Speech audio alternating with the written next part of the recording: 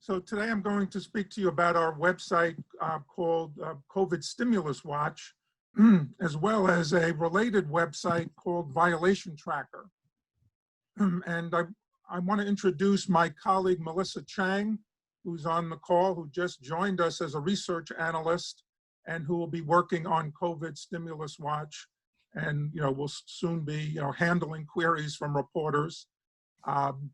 So I have a PowerPoint that I want to use to show you about, give you an overview of what's on the website. So COVID Stimulus Watch is is meant to provide several related services. First, it collects data from the various CARES Act programs that involve loans and grants or forgivable loans being made by the federal government to either businesses or nonprofit organizations. And we currently have varying amounts of data on 19 different programs. And let me emphasize the word varying, because it ranges from a couple of programs where we have a handful of entries to the PPP program where we have over 600,000 entries from the release that was made by the Treasury Department just a week ago today. The second thing we do is that we try to link as many of the recipients named in the individual awards to their parent entities. And this is especially important, for example, with the grants that are going to hospitals, where the information that HHS has provided simply lists the names of the individual facilities. We think it's important to see the big picture of all of the grants going to the various facilities that are linked, within health systems. And we try to do the same for the other awards.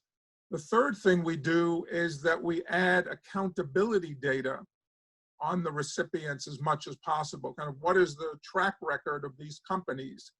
And I'll say more about that in a moment. So the recipient data, in terms of the sources, where we're getting this data, it all comes from kind of official sources. Most of it is now coming from lists that are posted by federal agencies. Of course, the big one being the PPP list, but also lists from the HHS on the Provider Relief Fund, the list posted by the Treasury Department on the recipients of the Payroll Support Program, which are the airlines and the air cargo companies. And before the big PPP release, we were collecting data from SEC filings on the PPP awards disclosed by publicly traded companies. That's now less important now that we have the complete list, although there are some limitations in that large list. Currently, we have about 19,000 grants and 674,000 loans that are displayed on the site. So, then I mentioned that we have this accountability data, and the bulk of that is regulatory enforcement data. It's basically penalties that have been imposed by federal and state agencies, and this comes from our other database called Violation Tracker. We also have some information on prior financial assistance that these companies may have received in the form of either incentives from state and local governments or various kinds of financial assistance from federal agencies before the pandemic. And this comes from our third database called Subsidy Tracker. We've also got data on tax rates paid by the companies to show which ones, and these are larger companies, which ones are paying kind of substandard taxes. We've got data on CEO pay and the ratio of CEO pay to worker pay, and that comes from SEC filings. In addition to all of this, we would like to add data on kind of current accountability measures for the recipients, because all of those categories I was talking about are basically past problems or issues for these companies. For example, we would like to have current employment data for the companies. We have pre-pandemic employment data, but we want to know, obviously, how many people have they laid off or retained. We don't currently, have a good source for that data yet, but when we find it, we'll add that to the site as well. So we've got various ways on the site of accessing the data. The first is that we have a list of the awards that you can filter either by company name, by the parent company industry sector, or the particular CARES Act program. And this is a screenshot of that page from the website. On that list, we also have these categories that show you whether the company has, what we're calling accountability issues in these various categories. And this check mark is an indication that the company does have issues. And then once you drill down, you could get more details on what those issues are.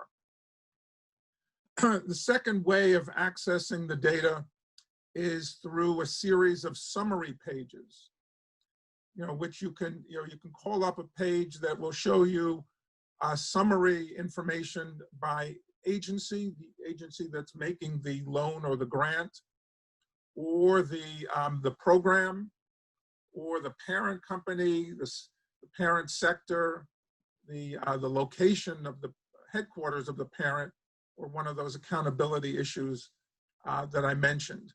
And on these pages, you'll get, overview, summaries of the data, and then links to all the individual entries. And here's an example of what one of those parent summary pages looks like. So here's Tenet Healthcare, the big for-profit healthcare chain. And it shows you rather eye-popping numbers that they're receiving. This is a total of their grants, 621 million, their loans, and this is mostly from the Medicare Accelerated and Advanced Payment Program, where healthcare providers are getting money from Medicare payments a lot faster than they would otherwise get it. And it is in effect a form of a loan. We're treating it as a loan. Then we have some basic information about the parent company, its ownership structure, where it's located, et cetera, its employees prior to the pandemic.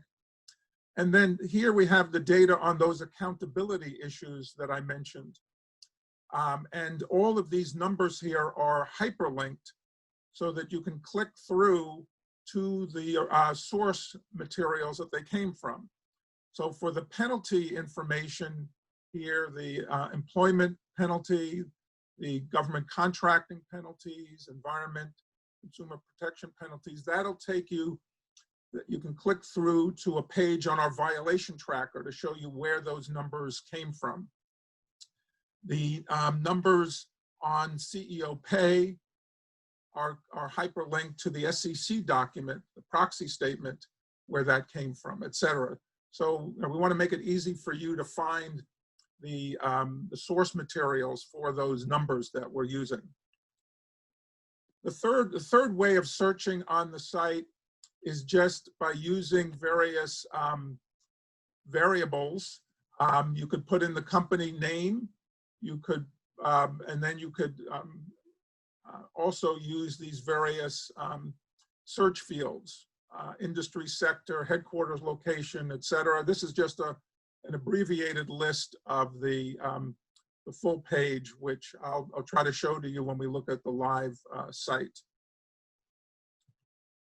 So here are some examples of searches you might want to do using these various channels to the data.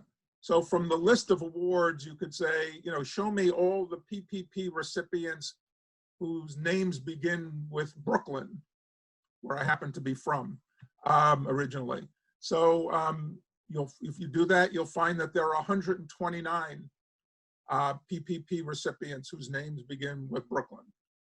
And obviously, you can put in lots of other different names to find things that might be of interest. From the summary page, you could say, all right, show me which hospitals have received $100 million or more from the Provider Relief Fund, a high impact payments. Now, the summary page will show you all of those recipients, and you could sort it by amount, and you'll see that 12 hospitals have received $100 million or more from that program. From the search engine, with all those search variables, you could again say, all right, pick Provider Relief Fund, pick grants of $1 million or more, and say, show me the ones in Tennessee, and you would get 184 results.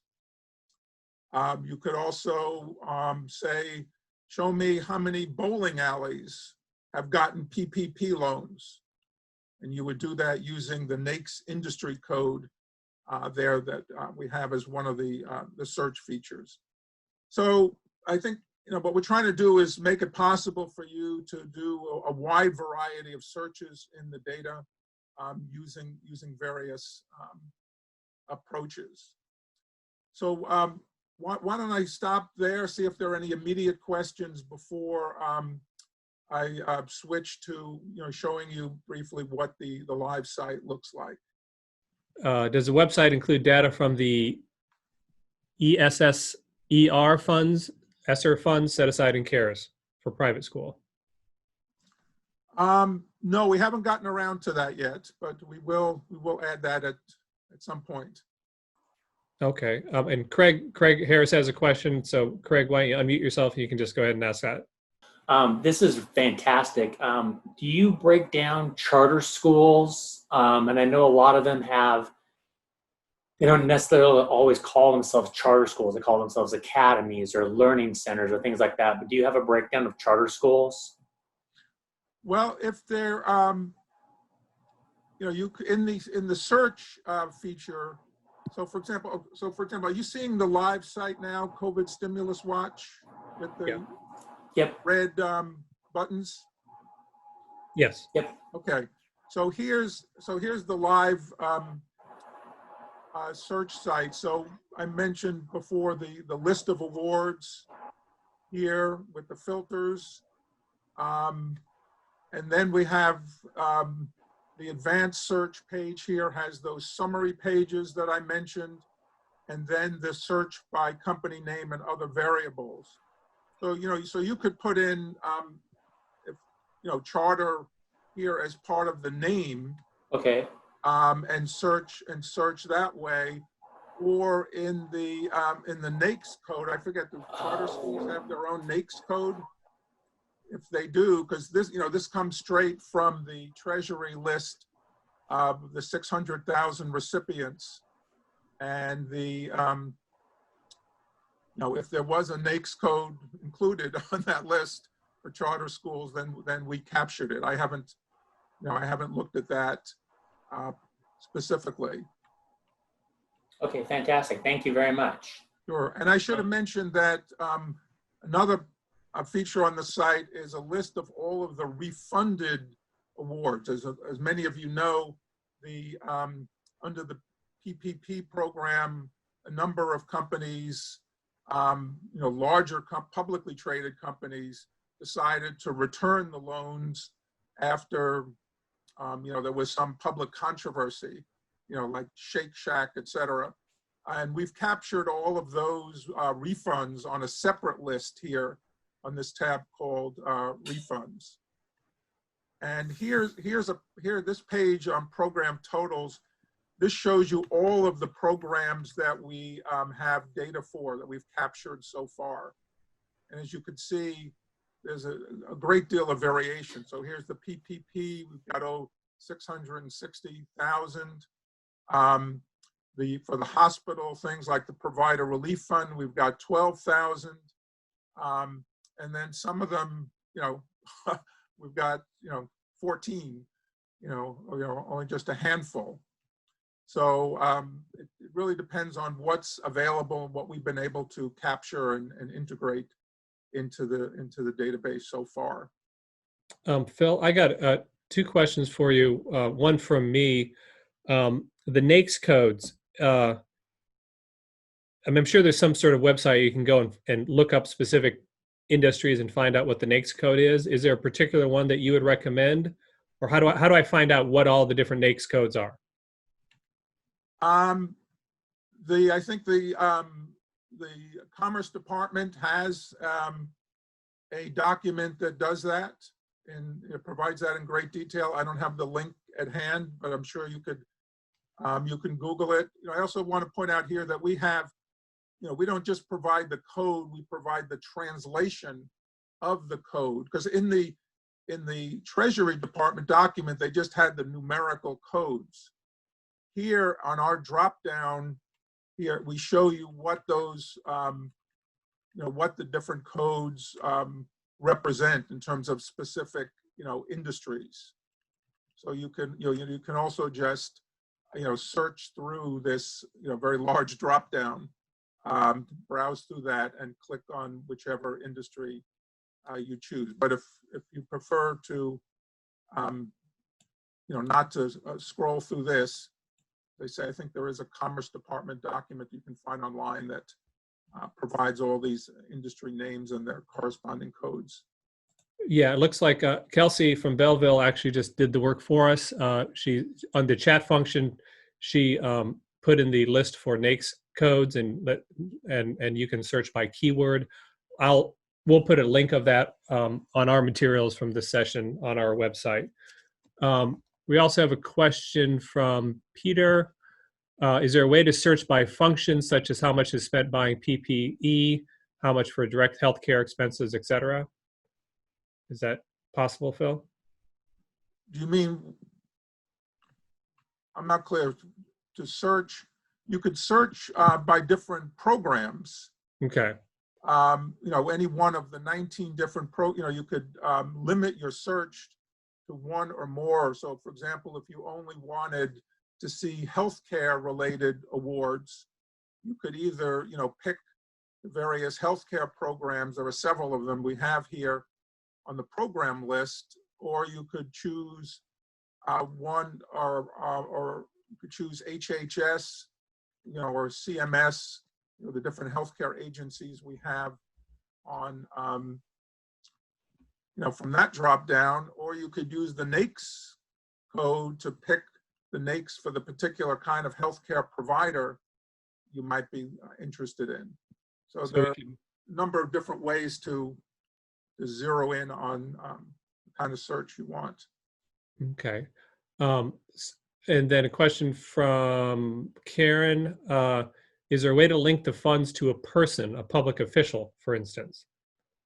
No, we don't have any information on individuals. We decided we were just going to stick with businesses and nonprofit organizations. We're also not trying to collect all the data on awards to government entities. Some of them kind of creep in some cases it's kind of hard to distinguish what's government and what's nonprofit. So for example, we do have data on state colleges and universities. We have data on awards to public broadcasting stations, but so far we're not trying to find every award to every city or state government entity. Okay, and just a note, Karen and others, we are going to have some sessions later in the week that are kind of more general investigative reporting tips, like how to background a business and find out who's behind the business, and how to background an individual. Those will be a couple of sessions by some veteran investigative reporters, like people, like the current president of the Investigative Reporters and Editors, for example, is be one of those speakers. So we do have a couple of sessions throughout the week that'll allow you to drill into, if you're starting from one of the grant recipients, we'll allow you, we'll get some tips on how to drill into who's behind that particular recipient. And we got one more question here, Phil, from Sophie. I noticed when looking at the PPP data that a large number of companies listed that they retained 0 jobs.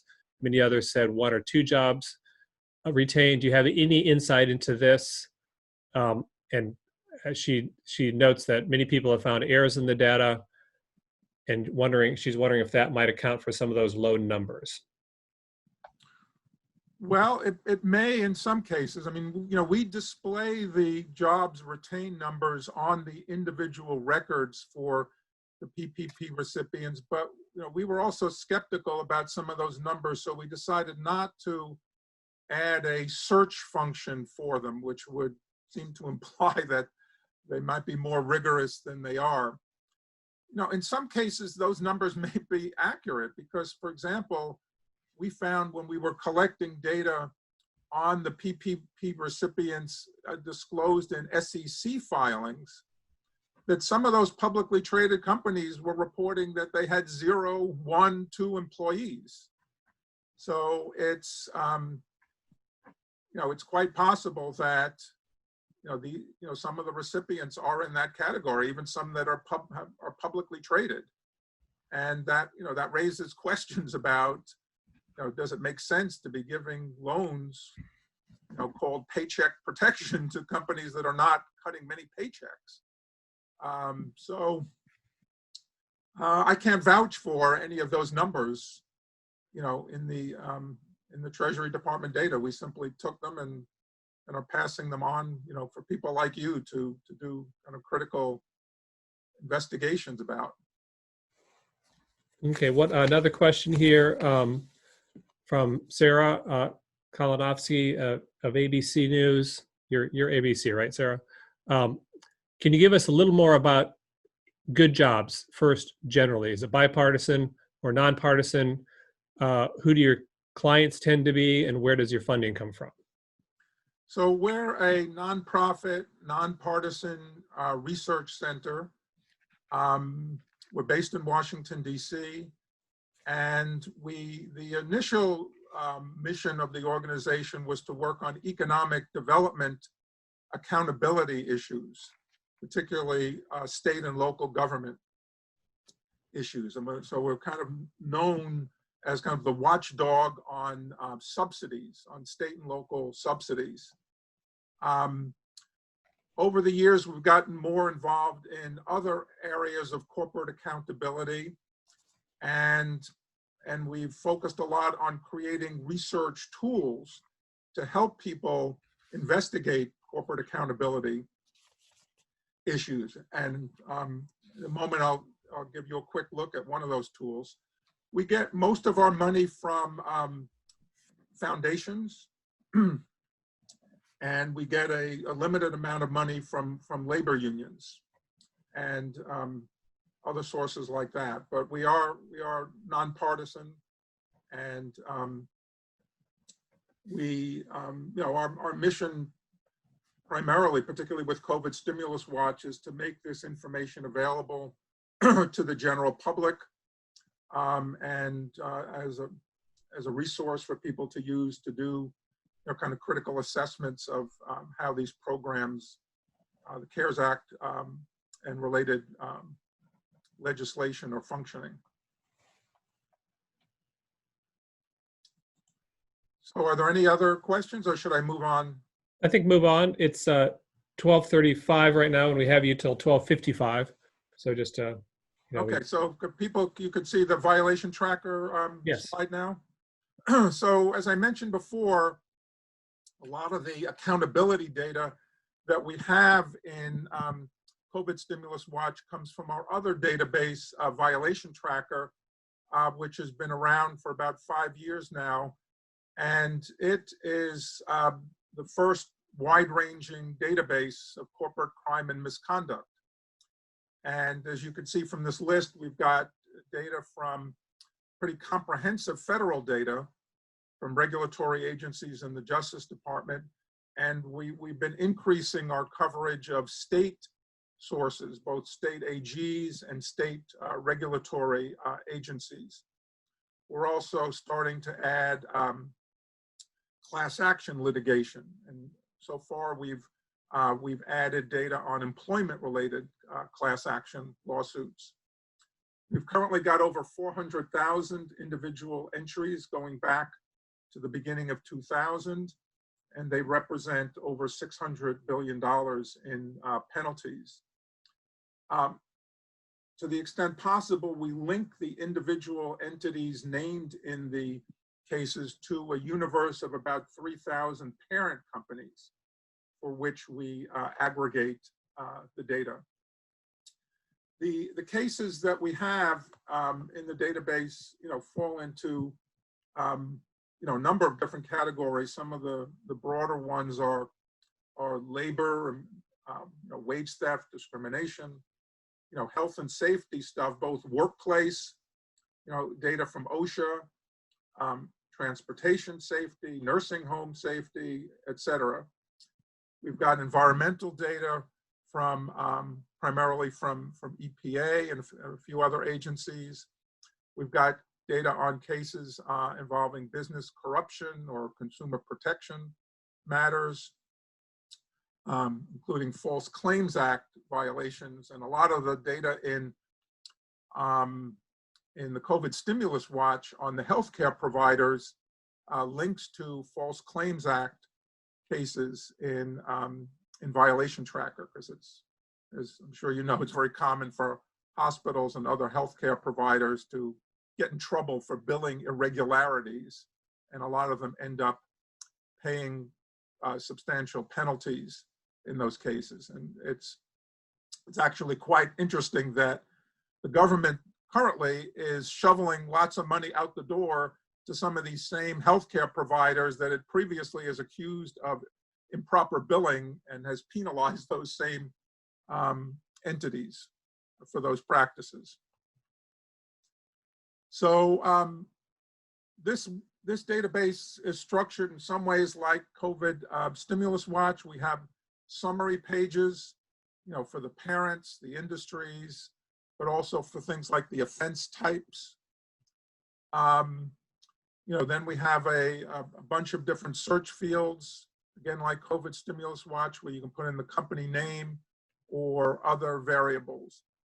So here's Tenet Healthcare again for in Violation Tracker, and this is an excerpt from their summary page. And you see that, we've documented almost $1.8 billion in penalties that Tenet has paid since 2000. We group these in 5 broad offense groups, including government contracting. And then we have about 75 specific primary offense groups. And here's the False Claims Act cases that I mentioned, and that's where, that corresponds to the number up here. And here's an example of an industry summary page for healthcare. So for the penalty totals, we've got over $14 billion documented in penalties for parent companies in the healthcare sector. And and then, after that summary information, then we have a list of the parent companies with the most penalties in that area. And then below that, a list of all the individual records that make up those totals. And then here's an example of an offense type summary page. So here's wage and hour violations. We've got a very large number, over 79,000 individual entries, mostly from the Labor Department's Wage and Hour Division, but also a number of state labor agencies. And so here's an example of a search, using those different variables. So if you put in for parent industry healthcare, company type nonprofit, because we let you distinguish between for-profits and nonprofits, and state, New York, you get 31 results in Violation Tracker of individual penalties, beginning with the Excellus Blue Cross Blue Shield, etc. And you can click through on the search results page to get you to the individual search results page, such as this one, which will show you the company name, the offense information. And this is actually an example that comes from one of our litigation entries, one of those employment-related litigation entries, where we also show you the court information, which court it was in, the case number, the case name, etc. Information about the parent, and then every entry in actually in both databases gives you a source that you could click through to, or in some cases more than one source, to show you where we got our information from. So you don't have to take our word for any of this information. And you could also click through for more details on any of these cases. We're planning to expand, excuse me, into other state regulatory areas such as environment, health. We want to add more class action lawsuits, other things like industry self-regulation and foreign data. So that's what Violation Tracker looks like, and so the two databases are really quite intertwined, and we try to make it as easy as possible for you to go from COVID Stimulus Watch to the relevant data in Violation Tracker. So I'll stop there, see if there are any questions about Violation Tracker or about the connection between the two databases. One thing I should mention is that the violation data that we use in COVID Stimulus Watch is only for the past 10 years, even though Violation Tracker has data on the past 20 years. We thought it would be best to focus just on more recent data for the COVID purposes. If I could, I see Julie has a question. If I could ask a question first, and then I have one from somebody else in the chat here. But on the violations, how do you handle it? How do you account for them if companies have merged or spun off divisions? I mean, if a healthcare company was cited and fined $1 billion, and that company has since split in two, and the two halves gone to different companies, how is that all tracked in Violations Tracker? Yeah, that's a good point. So what we do, all of our linkages between parents and subsidiaries are based on current relationships, not historical ones, which means when a company is sold, or when there's a spin-off or a merger, we go back and we change all the relevant linkages so to reflect the new parent. And this is one of the reasons why we only update this site quarterly rather than more frequently, because we have to keep track of these mergers, and all of our linkages are a combination of machine suggested matches and then human verification, because the machine matches are not adequately accurate. We found that they're about 85% accurate, which is okay, but not really good enough.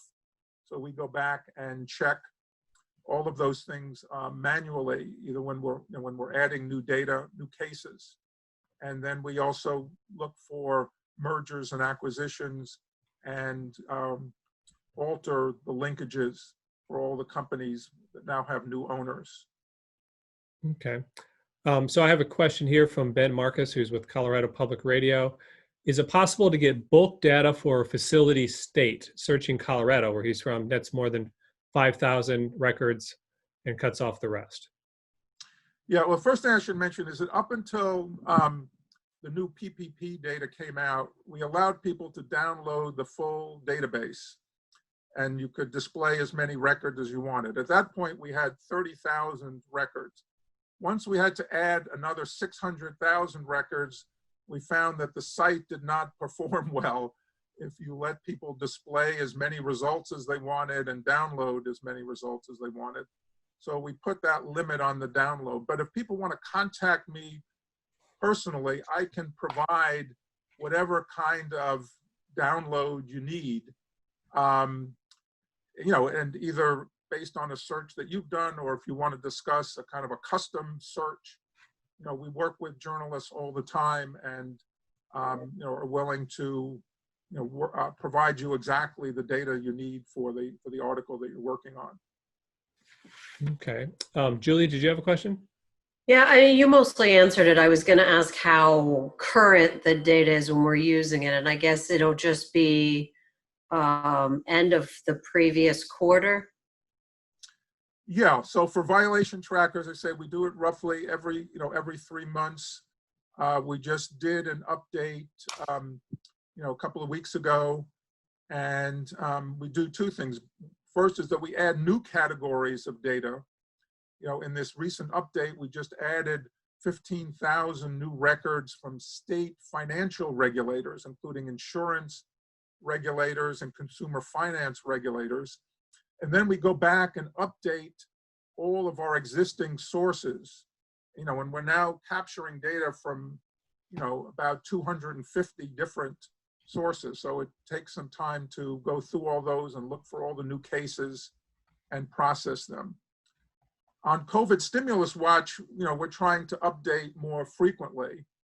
And it's basically whenever there's new data that appears, for example, with the new PPP data, we got our initial version of the data up within a couple of hours after it was posted by Treasury, and we've been refining it, ever since. There are certain things which take longer. For example, with the PPP data, it's going to take us time to, to finish making the linkages between the individual companies mentioned there and the violation tracker data.